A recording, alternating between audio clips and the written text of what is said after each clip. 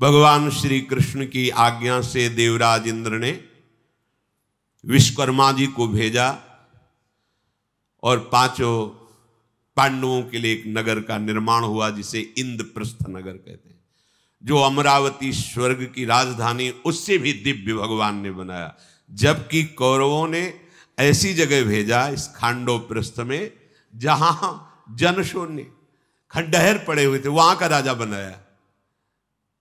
समझो, यदि आपके साथ प्रभु हैं तो आप जहां जाओगे मंगल ही मंगल होगा, और प्रभु नहीं है तो चाहे जितना सुख वैभव इकट्ठा कर लो, अमंगल ही, अशांति ही, दुख ही रहेगी, देख लेना। इसलिए भगवान का आश्रय किसी भी परिस्थिति में कभी मत छोड़ो, परिस्थिति बदल जाएगी। देखो ना, यहां ईंट गारा से नगर नहीं बना, विश्वकर्मा जी ने दृष्टि से सब निर्माण कर दिया, और ऐसा निर्माण किया कि देवराज इंद्र की अमरावती भी वैसी सुंदर नहीं थी जैसी इंद्रप्रस्थ का निर्माण हुआ। इंद्रप्रस्थ का बड़ा विशाल वर्णन है इस ग्रंथ में, क्या क्या कैसे कैसे। फिर भगवान श्री कृष्ण ने विदा मांगी और चलते हुए कहा कि विशेष हमारा उपदेश तुम्हारे लिए यही है कि कभी आए हुए अतिथि और संत महात्मा का अनादर ना होने पावे, ये गृहस्थ का परम धर्म है। और देवर्षि नारद जी आएंगे, कुछ आपको उपदेश करेंगे, उसको अपने जीवन में धारण करना, ऐसा भगवान कहकर द्वारिकापुरी के लिए गए। मना पांडव बड़े आनंद से इंद्रप्रस्थ में निवास कर रहे थे। भगवान की आज्ञा के अनुसार देव ऋषि नारद अकस्मात वहां पधारे। दूसरों के लिए जिनका दर्शन दुर्लभ है, ऐसे भगवत तेज से युक्त बृहस्पति के समान परम ज्ञानी महान भागवत श्री नारद जी महाराज युधिष्ठिर के महल में आकाश मार्ग से उतरे। उन्हें आया देखकर सभा सहित महाराज युधिष्ठिर खड़े हो गए, प्रणाम किया, सुंदर आसन विराजमान होने के लिए दिया। जब देवर्षि नारद सुखपूर्वक बैठ गए, तब विधि पूर्वक उनके चरण धोए, अर्घ्य निवेदन किया और अपने सहित संपूर्ण राज्य उनके चरणों में समर्पित कर दिया। महाराज, ये भेंट है, हम सब और जितना वैभव ये सब आपके चरणों में। नारद जी बहुत प्रसन्न हुए। फिर आशीष वचनों द्वारा तुम्हारे भगवत चरणारविंद में प्रीति हो, यह है फल समर्पण का, ऐसा बोले। और कहा तुम सब शांति से बैठ जाओ, जैसा मुझे भगवत आदेश है वैसा मैं तुम्हें बता रहा हूं। द्रौपदी जी को भी बुला लो। द्रौपदी जी भी आई। नारद जी ने कहा देखो, एकाग्रचित होकर मेरी बात सुनना। धर्म का आचरण ही जीवन का परम लाभ है, अधर्माचरण नहीं। पापाचरण करके यदि संपत्ति प्राप्त करोगे तो तुम्हारे परिवार को भी दुख भोगना पड़ेगा, तुम्हें तो भोगना ही पड़ेगा, लेकिन उस अधर्माचरण की कमाई का भोक्ता जो परिवार है, जिनके लिए तुमने अधर्माचरण पापाचरण किया है, उनको भी जलना ही होगा। नाना प्रकार की कामनाएं, अशांति, विघ्न, विपत्तियां तुम्हें चैन नहीं लेने देंगी। इसलिए मान लो, भले आप नमक रोटी खा के जियो, पर धर्माचरण करो, अधर्म से नहीं। अधर्म से कमाया हुआ धन संपत्ति दुख, विपत्ति, क्लेश, अशांति यही देगी।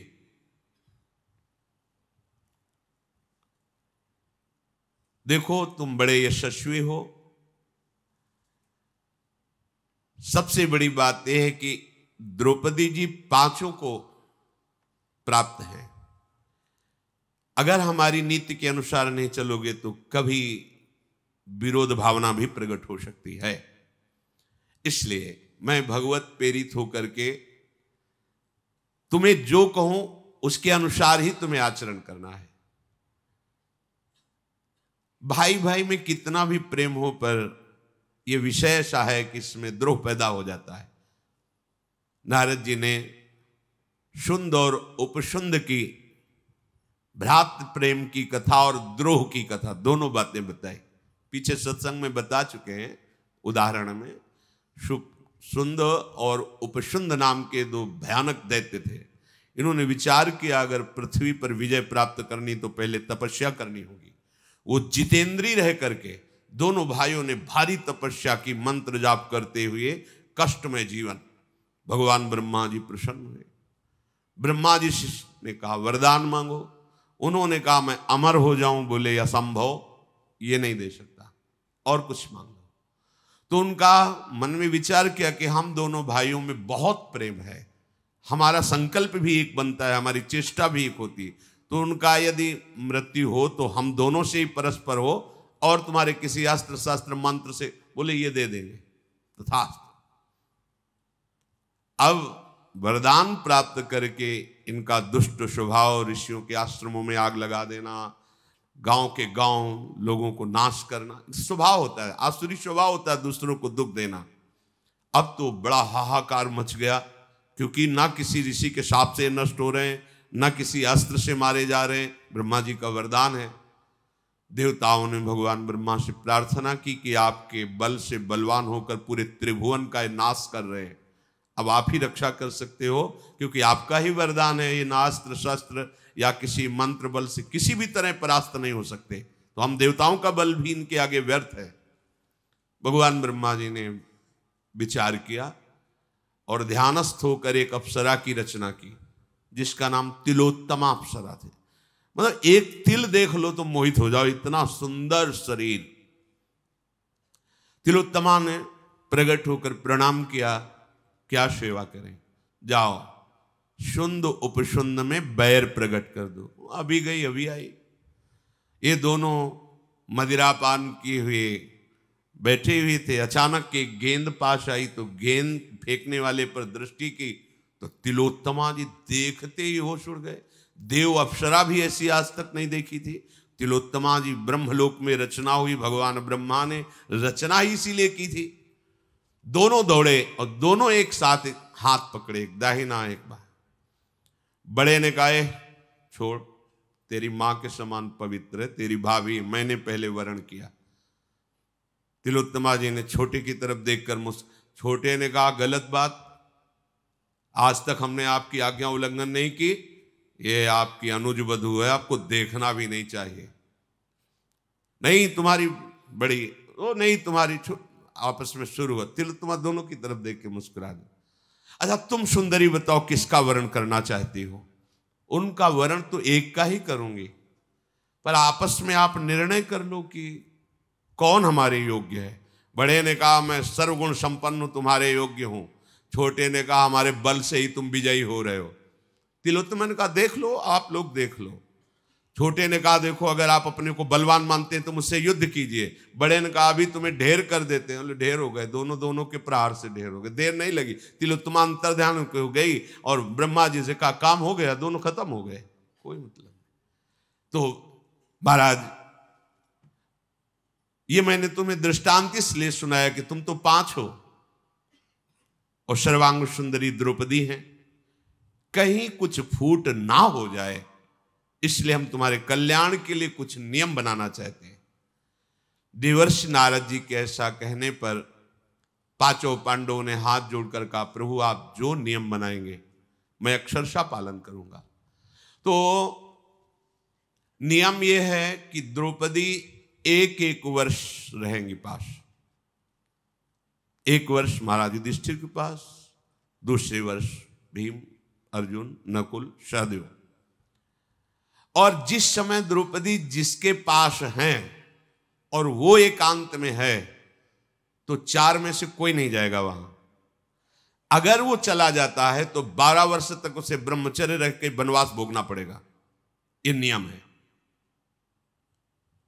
पांडवों ने हाथ जोड़कर ये नियम स्वीकार कर लिया। महामुनि नारद जी ने प्रसन्न होकर कहा साथ में भगवत चिंतन करते रहना और ऐसे नियम का पालन करना, तुम्हारी उन्नति होगी। अंतर्धान हो गए नारद जी की प्रेरणा से पांडवों ने नियम बना लिया और कभी किसी का एक दूसरे से विरोध न हो, ऐसे मुख्यता भाव का ध्यान रखा। कुछ समय ही व्यतीत हुआ था, परीक्षा भी होती है, नियम की परीक्षा होती है, व्यवधान उपस्थित होता है। एक ब्राह्मण चिल्लाते हुए आया और महल के समीप कह रहा था कि रक्षा करो अर्जुन, रक्षा करो, हमारी कुछ गौएं थी, कुछ निर्दयी लोगों ने हमारी गौएं छीन ली और वो ले जा रहे हैं। अगर उनको ले गए तो फिर हमारे जीवन पोषण का कुछ नहीं बचेगा, तो जब नहीं बचेगा तो हम प्राण त्याग देंगे, आप हमारे गौओं की रक्षा करो। अर्जुन जी ने विचार किया कि उस समय महाराज युधिष्ठिर के सेवा में द्रौपदी जी थी कि ब्राह्मण का जबरदस्ती गोधन चुरा लेने वाले चोरों से तो युद्ध ही करना पड़ेगा, और अस्त्र तो महाराज के, प्रधान महाराज का महल, और वही पांचों भाइयों के अस्त्र। ब्राह्मण की तरफ देखा, वो रो रहा था। अर्जुन ने विचार किया अगर अस्त्र नहीं लेता तो कैसे बात बनेगी, अगर अस्त्र लेने जाता हूं तो इस समय महाराज युधिष्ठिर विराजमान है द्रौपदी जी के साथ, अगर वहां गया तो 12 वर्ष का वनवास निश्चित, इधर अगर नहीं गया तो ब्राह्मण शरणागत होकर पुकार रहा है, ये तो भारी अपराध बन जाएगा, और इसमें तो महाराज की कीर्ति भी क्षय होगी, तो 12 वर्ष का वनवास मुझे तो भोगना पड़ेगा, ब्राह्मण की रक्षा होगी, महाराज की कीर्ति होगी, इसलिए मुझे जाना ही चाहिए महल के अंदर। मैं अधर्म मार्ग में कभी अनुसरण नहीं करता, अर्जुन ने विचार किया, भले मेरी मृत्यु क्यों न हो जाए पर मैं अधर्म नहीं कर सकता, और गौ ब्राह्मण साधु की रक्षा करना यह हमारा मुख्य धर्म है, प्रधान धर्म है। ऐसा निश्चय करके महाराज युधिष्ठिर के महल में प्रवेश किया और जहां विराजमान थे वहां अनुमति ली। महाराज, मैं अर्जुन आपको प्रणाम करता हूं और अपना अस्त्र लेने के लिए आया हूं। आदेश प्रसन्नता पूर्वक महाराज युधिष्ठिर ने दे दिया। अर्जुन ने अपना धनुष बाण उठाया और कहा, विप्रवर शीघ्र आइए, ये ब्राह्मणों को, संतों को दुख देने वाले मेरे भय से नहीं बच सकते, उनको भय होता है, वो ज्यादा भाग नहीं पाए होंगे, मैं अभी आपका गोधन वापस करता हूं। महाबाहु अर्जुन ने धनुष और कवच धारण करके रथ पर आरूढ़ होकर के जिस दिशा में गौओं को ले गए थे उधर गए और उन चोरों का वध किया और गोधन वापस ब्राह्मण को दिया। ब्राह्मण बड़ा प्रसन्न हुआ, आशीष देते हुए अपना गोधन लेकर वापस हुआ। पांडुपुत्र सव्यसाची धनंजय जब लौट के आए तो माता को और गुरुजनों को प्रणाम किया। महाराज युधिष्ठिर के पास सूचना भेजी कि मैं मिलना चाहता हूं। महाराज आए तो उनका, प्रभु, जो नियम था उसको मैंने भंग किया, इसलिए देवर्षि नारद जी के द्वारा निश्चित की हुई नियम के अनुसार मैं 12 वर्ष वनवास स्वीकार करता हूं, मुझे प्रायश्चित करना ही पड़ेगा। हम लोगों की शर्त थी, इसलिए। अर्जुन के मुख से बात सुनकर के धर्मराज लड़खड़ा गए एकदम।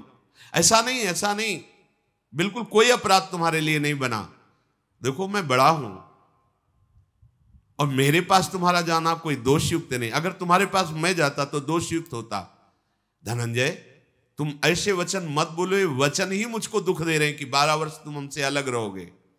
बड़ा भाई यदि घर में विराजमान है तो छोटे भाई के जाने का निषेध नहीं है, परंतु छोटा भाई यदि अपनी पत्नी के साथ विराजमान है तो बड़े भाई का जाना धर्म का लोप हो सकता है। अर्जुन बोले, प्रभु, देवर्षि नारद जी के नियम में बहानेबाजी नहीं चलेगी। आप जानते हैं कि आप इस समय भ्रातृ प्रेम के कारण ऐसा बोल रहे हैं, वस्तुतः नियम यही था, और हम कभी सत्य से विचलित नहीं होते, और आप सत्यवान हैं, आपको विचलित होने देंगे नहीं। इसलिए मैं शपथ पूर्वक कहता हूं कि मैं 12 वर्ष अब महल में नहीं रह सकता, जंगल में निवास करूंगा। महाराज युधिष्ठिर को अनमने होकर ही सही पर आदेश देना पड़ा। 12 वर्ष ब्राह्मणों से वनवास की प्रक्रिया, क्या कैसे रहना चाहिए, और उसकी दीक्षा लेकर वहां से अर्जुन जी चल पड़े। कैसे धर्म का पालन करने वाले, महाबाहु अर्जुन जब जाने लगे तो कुछ वेदज्ञ ब्राह्मणों ने कहा कि हम आपको अकेला नहीं जाने देंगे, आपके साथ चलेंगे। तो जैसे देवता लोग देवराज इंद्र के साथ चलते हैं, ऐसे सब्यसाची अर्जुन के साथ बहुत से ब्रह्म ऋषि उनको मधुर मधुर कथाएं सुनाते हुए वनवास का समय ठीक से कटे, ऐसे ले चले। अर्जुन वनवास के समय रमणीय वन, सरोवर, नदी, सागर, पुण्य तीर्थों को देखते हुए धीरे धीरे गंगा द्वार हरिद्वार में पहुंचे। वहां कुछ समय के लिए निवास किया। गंगा द्वार में ब्राह्मणों ने अनुष्ठान किया, गंगा स्नान करके अग्निहोत्र के लिए अग्नि प्रकट की। अब अर्जुन जी गंगा स्नान के लिए डुबकी लगाई हरिद्वार में गंगा द्वार पर। जे भी डुबकी लगाई तो उनको कोई पकड़कर गायब कर दिया अर्जुन को। जब आंख खुली तो देखा महल में, और दिव्य महल। कौन है जो मुझे अपहरण करके लाया है? अर्जुन ने। तो नागराज कौरव के परम सुंदर भवन में अर्जुन आश्चर्यचकित होकर के, कौन है? पर उस समय अग्नि प्रज्वलित थी। तो उन्होंने कहा पहले जो हमारी दिनचर्या है, संतों ने बताई कि वनवासी को कैसे वानप्रस्थ को रहना चाहिए। तो उन्होंने उसमें अग्निहोत्र कार्य संपन्न किया, अग्निदेव को प्रणाम किया। फिर देखा कि एक बहुत ही सर्वांग सुंदरी नवयुवती छिपी हुई थी। जब अग्निहोत्र कर चुके तब सामने आई। तो अर्जुन ने कहा तुमने अपहरण किया मेरा? तो उसने मुस्कुरा के कहा हाँ। बोले ऐसा साहस तुम्हारे अंदर कैसे आ गया? तुम जानती हो मैं कौन हूं? क्यों अपहरण किया? तुम किसकी पुत्री हो? तुम्हें कैसे सामर्थ्य मिली? उनका नाम उलूपी, नाग कन्या उलूपी। उन्होंने कहा कि मैं महाविषधर ऐरावत नाग के कुल में उत्पन्न हुई हूं। जो कौरव्य नाग मेरे पिता हैं उनकी मैं पुत्री हूं। मैं इच्छाधारी नागिन हूं। मेरा नाम उलूपी है और मेरे में अपार सामर्थ्य है, इसलिए मैंने आपका अपहरण किया। तो आप क्या चाहती हैं? मेरा अपहरण किस कार्य के लिए किया? तो उनका मैंने तुम्हें देख करके पति रूप में वर्ण किया, इसलिए अपहरण किया। तुम बहुत हमारे चित्त में भाग गए हो। आज तक हमने कभी पति का वर्ण नहीं किया। मैं कुमारी हूं और तुम्हें पति रूप से वर्ण करती हूं, और आपको हृदय दे दिया। आज तक किसी से आसक्त नहीं हूं, आगे किसी से आसक्त नहीं होंगी। ये मेरा व्रत है, अब आप मुझे स्वीकार कीजिए। अर्जुन ने कहा मैं 12 वर्ष के लिए वनवास का व्रत लिए हूं। महाराज युधिष्ठिर और ब्राह्मणों के सामने हमने संकल्प लिया है। उलूपी ने कहा मुझे पता है, आप कोई अखंड बाल ब्रह्मचारी तो है नहीं ना? द्रौपदी जी के लिए 12 वर्ष आप ब्रह्मचर्य और वनवास ले रहे ना, मेरे लिए तो नहीं ना। मुझे पता है आपका ब्रह्मचर्य कोई निर्दिष्ट नहीं कि अखंड ब्रह्मचारी, ऐसा नहीं। आपने केवल द्रौपदी के लिए वो शर्त थी। मैं ये सब जान करके आपका अपहरण किया हूं, इसलिए आप वनवास कीजिए, पर मुझे पत्नी रूप में स्वीकार करें। ये द्रौपदी के लिए नियम बनाया गया था। ये कोई आपका संकल्प ऋषियों के द्वारा आजीवन नैष्ठिक ब्रह्मचर्य नहीं है। और मैं बहुत दुखी आर्त होकर आपकी शरण में हूं कि आप जैसा मुझे पति त्रिभुवन में नहीं मिला, और मुझे अच्छा लगा और मैंने वर्ण किया। अब मेरी इस आशा को आप मत तोड़िएगा। और वो रोते हुए अर्जुन के चरणों में याचना किया। नागराज कन्या उलूपी के ऐसा कहने पर कुंती कुमार अर्जुन कुछ समय तक मौन होकर शांत हो गए और धर्म का चिंतन करने लगे कि मेरे हृदय में प्रेरणा करो, क्या ये मेरे भाग्य विधान से ऐसा है? फिर अर्जुन को अंदर से प्रेरणा आई कि ये ऐसा ही विधान है। उलूपी को स्वीकार किया अर्जुन ने और काफी समय तक उसके समीप रहे। अर्जुन फिर वहां जाने को तैयार हुए। उलूपी के गर्भ से महान बल पराक्रमी इरावान नाम का पुत्र प्रकट हुआ। और उलूपी ने कहा, आपने मुझे जीवन दान दिया, आप मेरे पति रूप हुए, तो मैं आपको ये शक्ति देती हूं कि चाहे जितना अगाध जल हो, कभी आप डूबेंगे नहीं, जल में कभी नहीं डूबेंगे। और कोई भी विषैला जंतु आपको काटेगा तो आपके ऊपर विष नहीं चढ़ेगा। महाराज, मैं आपके इस पुत्र के सहारे जीवन व्यतीत कर लूंगी और सदैव आपके ही रहूंगी। अर्जुन वहां से पश्चिमी समुद्र के तट पर होते हुए जितने तीर्थ देवालय, इन सब की यात्रा दर्शन करते हुए आगे बढ़े। प्रभास क्षेत्र में अर्जुन गए। प्रभास क्षेत्र में जब अर्जुन गए तो गुप्तचर, जब अर्जुन वनवास के लिए निकले थे तभी से द्वारिकाधीश ने लगा दिया था कि कभी कोई शत्रु अर्जुन पर आक्रमण करे तुरंत मुझे सूचना दी जाए। तो समझ लो हमारे साथ गुप्तचर प्रभु के लगे हुए हैं, तुम अकेले नहीं हो। यदि भगवान के शरणागत भक्त हो तो अर्जुन को पता नहीं है, लेकिन द्वारिकाधीश के गुप्तचर वनवास में भी उनके साथ है। अर्थात भगवान के पार्षद हर समय है। पुत्र के लिए निकला मुख से नारायण और भगवान पार्षद प्रकट, अर्थात सर्वत्र जिनकी गति है, ऐसे भगवत पार्षदों द्वारा भक्त सुरक्षित रहता है। उसको पता नहीं होता पर वो निर्भय रहता है इसी बल से। गुप्तचरों ने जाके सूचना दी कि रमणीय प्रभास क्षेत्र में अर्जुन जी का पदार्पण हुआ है। तो अपने परम मित्र कुंती नंदन अर्जुन से मिलने के लिए प्रभु श्री कृष्ण परिकर सहित प्रभास क्षेत्र में गए। दोनों आपस में हृदय लगा करके मिले। इन्हीं के अंश से भगवान नर नारायण ही है। भगवान श्री कृष्ण ने पूछा, अर्जुन कैसी वनवासी दिनचर्या चल रही है? तो उनका प्रभु, बहुत से तीर्थों में ऋषियों की बड़ी कृपा मिली, बड़ा तीर्थों का पावन अवगाहन हुआ, सारा का सारा वृत्तांत सुना दिया। सब कुछ सुनकर भगवान श्री कृष्ण बोले, हाँ ऐसी ही कृपा होती है, तीर्थों में ऋषियों में सहज उदारता होती है, हृदय को पावन कर देते हैं। भगवान श्री कृष्ण और अर्जुन दोनों प्रभास क्षेत्र में इच्छानुसार विचरण किए। बहुत ही दिव्य रविवर्तक पर्वत है, वहां ठहरे। भगवान श्री कृष्ण ने कहा, इतना लंबा तीर्थ यात्रा करके आ रहे हो तो कुछ गुप्त बातें भी तो बताओ। तो समझ गए। उन्होंने बताया, प्रभु एक उलूपी नाम की नाग कन्या मिली और ऐसा ऐसा। फिर वहां से जब मैं आगे बढ़ा तो मणिपुर नाम का एक नगर था, वहां चित्रांगदा नाम की राजकुमारी, और वहां के राजा ने उस राजकुमारी को मुझे समर्पित किया। और उन्होंने कहा कि हमारे कुल में भगवान शंकर की कृपा से पुत्री प्रकट हुई है और ये हमारे पुत्र की तरह है, पर इसका वरण आपसे ही होगा, मुझे पहले से ही पता है, तो इसलिए आप इसे स्वीकार करें, पर रहेगी हमारे यहां। तो चित्रांगदा से बभ्रुवाहन नाम का पुत्र, महान बलशाली। और फिर प्रभु अन्य तीर्थों में विचरण करते हुए यहां प्रभास क्षेत्र में हम आए।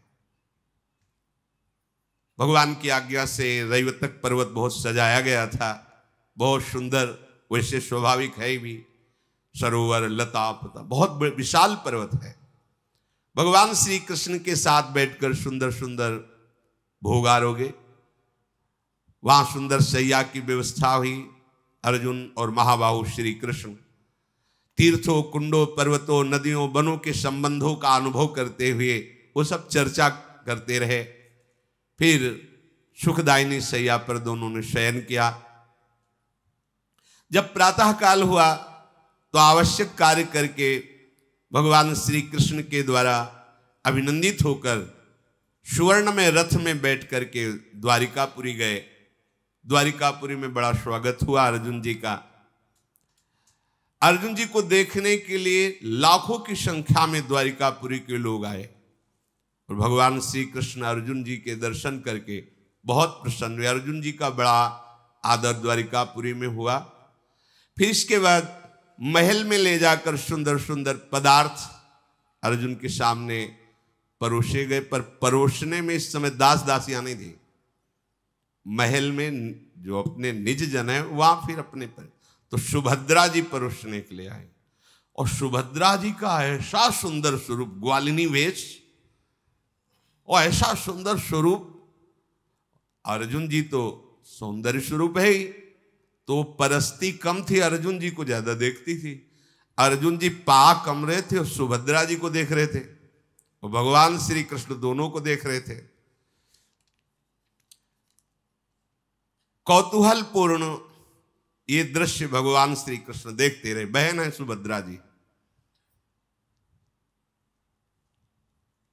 भगवान ने अर्जुन जी से कहा प्रसाद पा लीजिए, पा लीजिए, चलो फिर हमारे साथ घूमने चलो।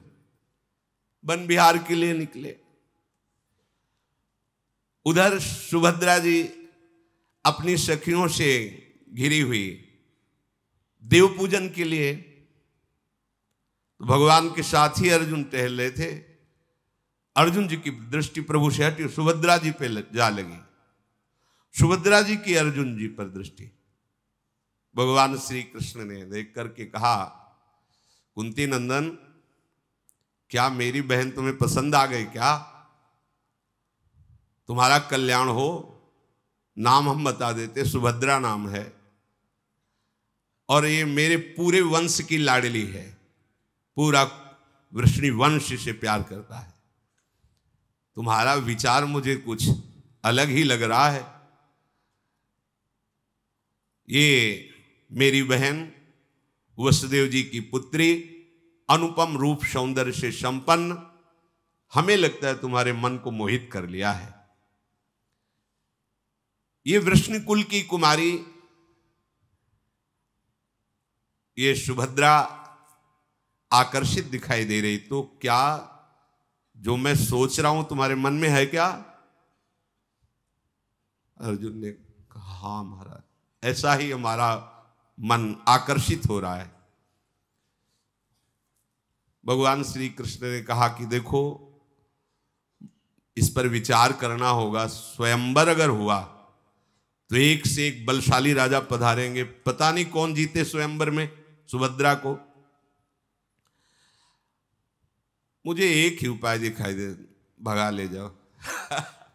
देखो भगवान कह रहे हमारी बहन को भगा ले जाओ।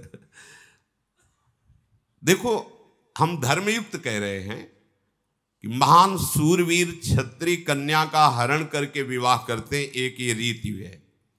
इसी रीति से रुक्मिणी जी का भगवान ने पाणी ग्रहण किया था। मेरी राय है कि तुम मेरी कल्याणमयी बहन को हरण करके ले जाओ। स्वयंवर में पता नहीं परिणाम क्या आवे। तो अर्जुन जी ने कहा कि आपकी आज्ञा तो ठीक है बलराम भैया, वो तो हल मूसरे का चिंतन करेंगे तुरंत, तो उनका वो सब हम देखेंगे। तुम अर्जुन और भगवान श्री कृष्ण ने ऐसा निश्चय किया। भगवान ने दारुक का स्मरण किया, जो भगवान का दिव्य सारथी है। तुरंत किसी विशेष वाहन के द्वारा गुप्तचर को भेजो और युधिष्ठिर जी से यह अनुमति ले। अर्जुन की और हमारी ये भी राय कि महाराज युधिष्ठिर यदि हां कह देते हैं तो आगे का कार्य शीघ्रगामी वाहन के द्वारा जाकर महाराज युधिष्ठिर से प्रार्थना की। महाराज युधिष्ठिर ने कहा यदि भगवान श्री कृष्ण ऐसा कहते हैं अपनी बहन के लिए, तो हमारा तो अहोभाग्य है, सौभाग्य है। और इस पक्ष से कन्या गई भी है, वसुदेव जी की बहन कुंती जी है ना। ये भगवान को जब आकर के सूचनावाक ने कहा कि प्रभु युधिष्ठिर जी की सम्मति है, तो भगवान ने दारुक से कहा हमारा रथ निकालो, सब उसमें दिव्यास्त्र रख दो, और सैव्य सुग्रीव आदि जो दिव्य घोड़े आकाश मार्ग से किसी भी लोक में जा सकते हैं, उन घोड़ों से जुता हुआ दिव्य रथ जिसकी मेघ की समान गर्जना होती चलने में, अग्नि के समान प्रज्वलित तेजों में दिखाई देता है।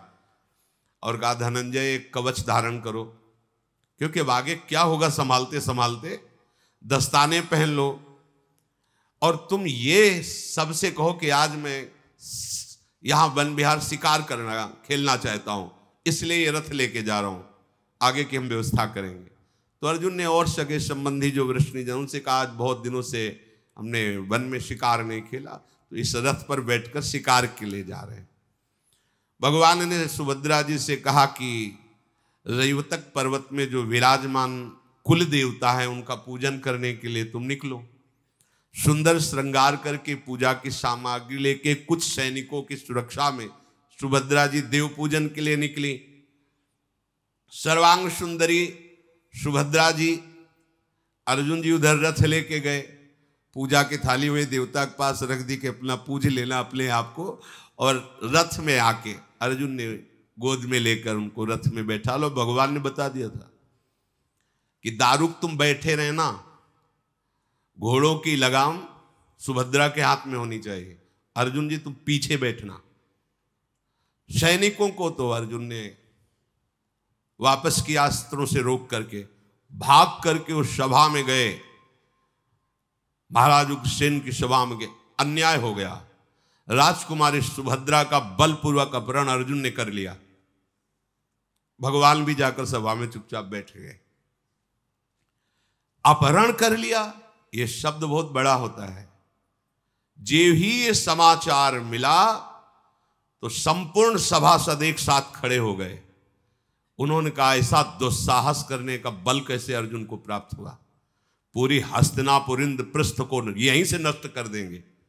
भगवान बलराम जी ने हल का स्मरण किया, मूषल का स्मरण किया, तो हाल ऐसा था कि वो वहीं खड़े खड़े चाहे तो हस्तिनापुर को घसीट सकते हैं, खड़े खड़े चाहे तो इंद्रप्रस्थ को मिटा सकते हैं। संकर्षण है, इन्हीं की आग प्रकट की हुई मुख से संपूर्ण प्रलयाग्नि बढ़ती है। सब वीर बिल्कुल तैयार। बलराम जी की दृष्टि गई प्रभु श्री कृष्ण पर, मंद मुस्कुराते हुए शांत बैठे।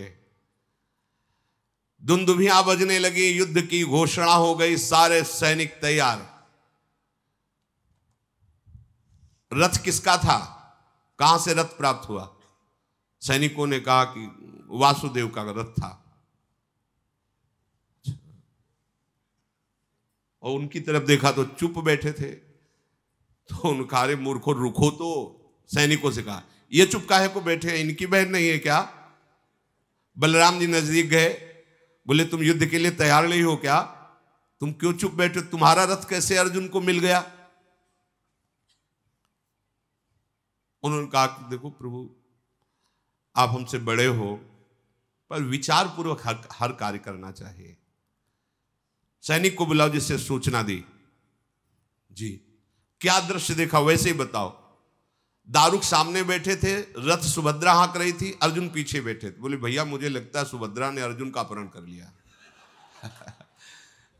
सैनिकों से पता चल, आप देख लो पहले, अगर अर्जुन बलपूर्वक सुभद्रा को पीछे बैठा ले होते और स्वयं अर्जुन शांत बैठे हैं, सुभद्रा रथ हाँक रही, तो आप ये क्या दर्शा रहा है कि सुभद्रा अर्जुन पर मोहित हुई, अर्जुन का अपहरण कर लिया।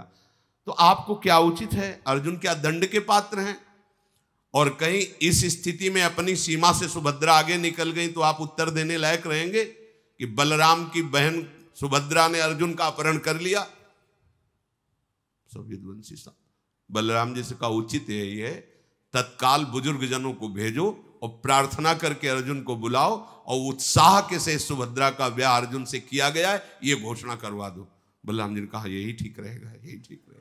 अच्छा, जिसके पक्ष में भगवान है उसका कैसे, आप समझो, जहां भगवान पक्ष ले रहे हैं वहां बिगड़ क्या सकता है? अब अर्जुन के मन में था ही कि प्रभु उधर है, ज्यादा बिगड़ नहीं पाएगी। देखा बड़े बड़े महारथी आ रहे हैं, तो अर्जुन सावधान स्थिति में हुए। वो लोग शांत उतर करके गए प्रणाम मुद्रा में और कहा वासुदेव श्री कृष्ण और बलराम जी ने आपको सादर बुलाया। सादर शब्द से समझ गए कि प्रभु की लीला। वापस गए, बड़े ही जय घोष के साथ अर्जुन का स्वागत किया गया और समस्त यादवों के बीच में सुभद्रा जी का धर्म के अनुसार पाणी ग्रहण संस्कार अर्जुन से हुआ।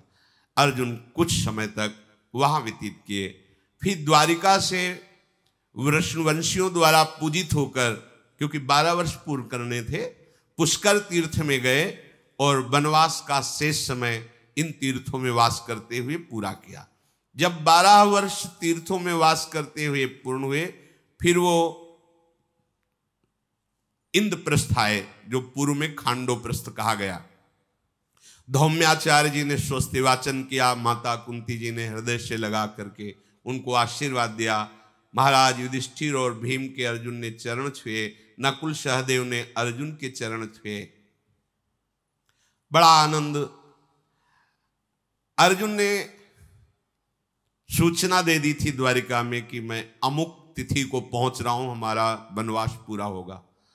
तो उधर से बहुत से सैनिकों से सुरक्षित सुंदर गोप वेश में, घांगरा चुनरी जो गोप वेश, इसमें सुभद्रा जी को ग्वालिनी का सा वेश और अपार संपत्ति द्वारिका से साथ में। ये जब सूचना दुर्योधन कर्ण आदि को मिली तो होश उड़ गए कि इनकी तो रोज की रोज उन्नति हो रही।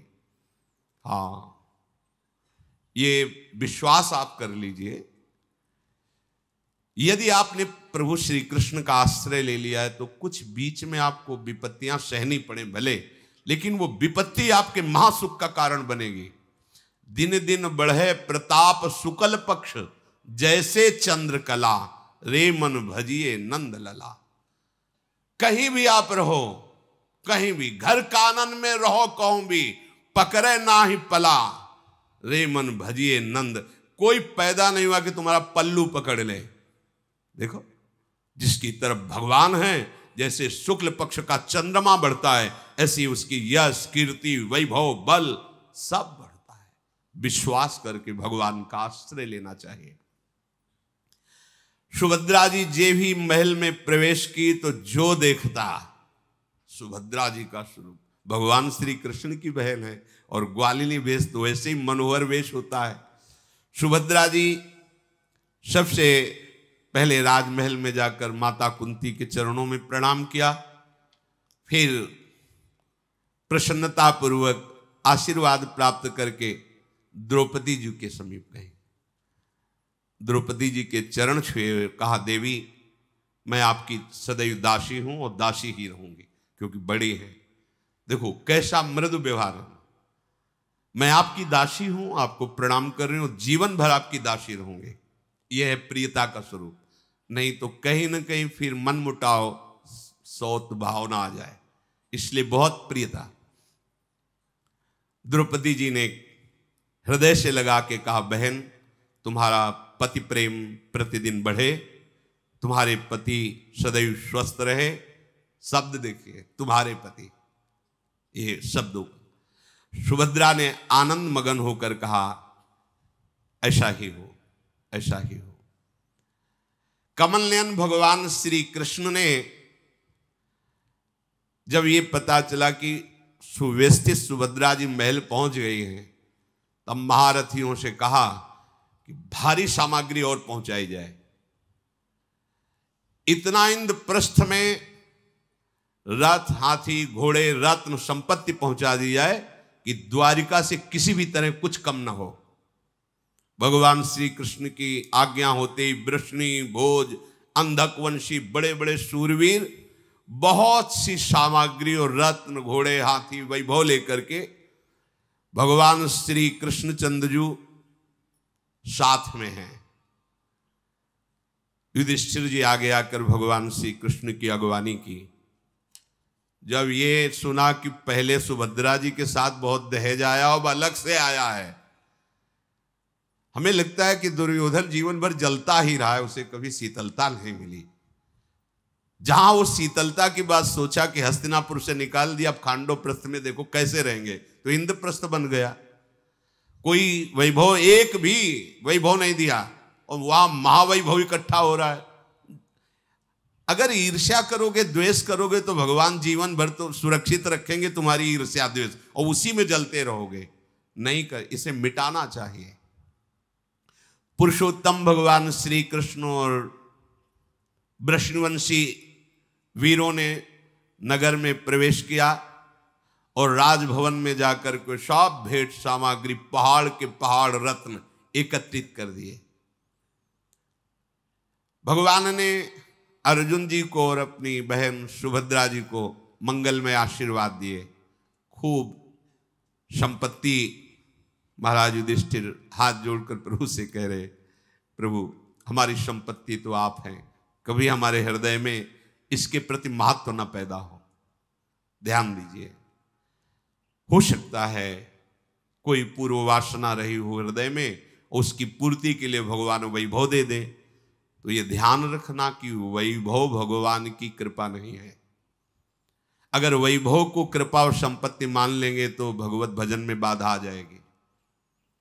जब सुदामा जी को सुदामापुरी मिली और उनको पता चला कि सुदामापुरी मिली, तो उन्होंने यही कहा था पत्नी से कि प्रिय तुम्हारी इच्छा थी ना, तो तुम महल में रहो, हम नहीं रहेंगे, हम तो झोपड़ी में ही रहेंगे, हमारी संपत्ति श्री कृष्ण ही है, हमारे जैसी दिनचर्या वैसी चलेगी।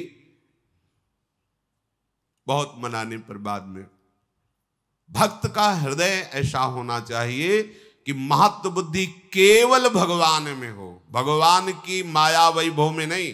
हो सकता बड़े बड़े महापुरुषों के जीवन में देखा गया, वो सम्राट हैं, वो वैभव है, वो सब, लेकिन युधिष्ठिर जी क्या कह रहे हैं कि प्रभु ऐसी कृपा करते रहना कि ये जो आप दे रहे हो ना, इस पे महत्व बुद्धि ना हो, आप पे महत्व बुद्धि हो। भक्त की प्रभु में महत्व बुद्धि होती है, प्रभु के वैभव, प्रभु की इस बाहरी कृपा पे नहीं होती है। और इसका कोई महत्व वास्तविक भी नहीं है, क्योंकि ये टिकाऊ नहीं है। चाहे जितना बड़ा महल हो, रत्न हो, वैभव हो, शरीर छूटेगा क्या रहेगा? जब शरीर ही चला जाएगा तो क्या रहेगा? इसलिए सबसे बड़ा महत्व का विषय, भक्त के हृदय से कभी भगवत चिंतन नहीं जाना चाहिए।